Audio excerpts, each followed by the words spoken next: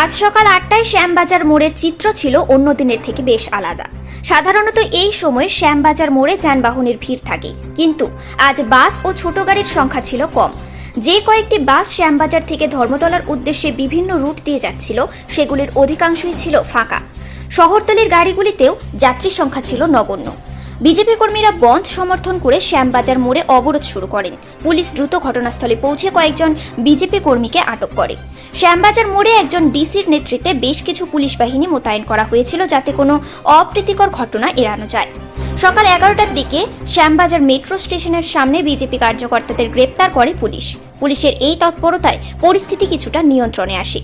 Police জানিয়েছে তারা পরিস্থিতি নিবিড়ভাবে পর্যবেক্ষণ করছে এবং যে কোনো ধরনের বিশৃঙ্খলা এড়াতে প্রয়োজনীয় ব্যবস্থা গ্রহণ করা হয়েছে। Bureau report, news Times.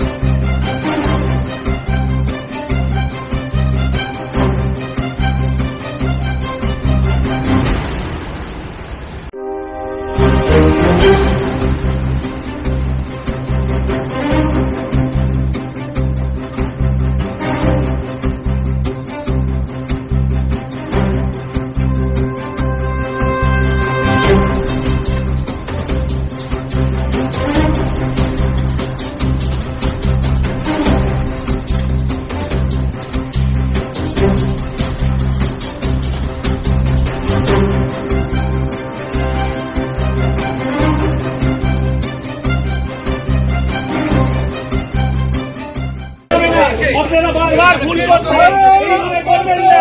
শান্তিপূর্ণ ভোট শান্তিপূর্ণভাবে হতে দিন। এইভাবে যদি করেন এবং বিজেপি নেতা কর্মীদেরকে চলবে না, এইভাবে চলবে না। এই দুইটারি সরকারের বিরুদ্ধে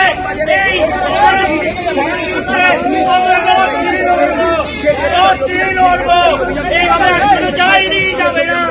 আমাদের ভোট সফল করতে দিতে হবে। এইভাবে আটকানো যায়নি, কোনদিন যাবে না। এই গণতন্ত্র কন্ট্রোল করে এইভাবে